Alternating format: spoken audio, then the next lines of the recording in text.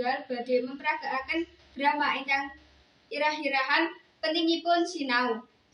Nami kula Natasha Fitri minangka narator. Nami kula Mas Kanadia Junita Sari minangka Mbak Lisa. Nami kula Maulidia Maulaturrahman minangka Angel. Nami kula Meldaini minangka editor lan penyuting. Nami kula Mauli Sofia minangka Via.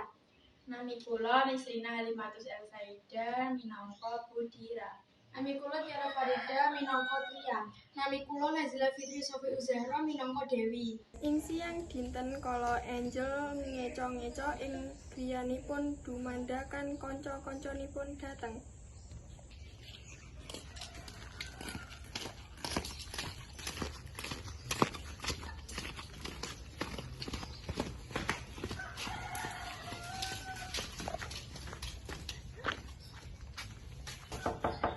Angel, mbok sing sopan sithik to. Assalamualaikum. Waalaikumsalam. Sopo iki? Kula rencana Angel dene wonten, Mbak. Oh, ana ayo mlebu dhisik nggih, Mbak.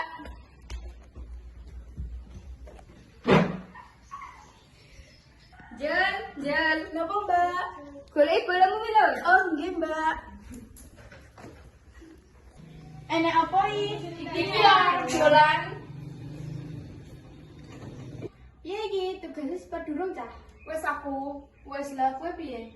Walah durung iki. Nanti garap sama ibu am. Lah iya. Mengko tak garap, tenang wae. Sepurane ra tak kei jajal lagi do poso kok ya. Nggih matur suwun Mbak, boten napa-napa, boten usah repot-repot. Ya wis. Jel, sapa kuwi mau sing lewat? Kuwi mau ibuku. Oh alah, iki mau bolone Angel to. Nggih, Bu. Wis suwi, Nduk. Sampun, Bu. Daleme pun dimawon. Kula niku saking dusun Sedang Asri. Kula sayang dusun Karas Gede. Kula saking dusun Tuyuan. Marane numpak apa? Nitih sepeda, Bu. Ya wis tak nyambut dhisik ya arep masak gawe buka. Nggih, Bu. Wis saya udah ngabar. Ayo.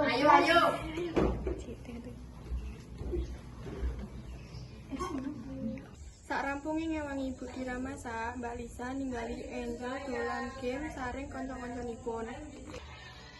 Iki mau arep sinau apa dolanan HP kok padha sibuk dhewe-dhewe. Nggih, Mbak, badhe sinau. Ya wis, kita sinau ya dolanan HP ae. Nggih, Mbak. Gak suruh ngono mbakku. Terus saya udah dolanan wae. Iya. Tugas iku iso digarap sesuk. Iya, enggak ada mah yo. Dinten menjelang sonten uga ibunipun Angel taksih ngumarapi kepanjenengan anak uga kancanipun punika taksih kemaluan dolanan game. Iki wis sore, wis ape buka. Iki ape dimulai apa buka ning kene? Mboten, Bu. Niki mengke badhe wangsul. Lah iki lu jare pigarep tugas kok malah dolanan dhewe-dhewe. Nggih, Bu. Iki dikon sinau kok malah dolanan dhewe. Enten punapa to, Bu? Kuwi lho, adimu karo bocah-bocah dikon sinau kok malah dolanan dhewe. Piye to? Ngoten niku, Bu, namine tiyang enom nek dipun sukani nggih ngoten niku. Jenengan ampun gremeng mangke cepet sepuh. Jal nek iso kandhanono ademu aja dolanan HP wae. Nggih, Bu, nek saged kula ngendikanipun. Keasikan dolanan game, bocah-bocah punika kesupen menawi dinten sampun menjelang sonten.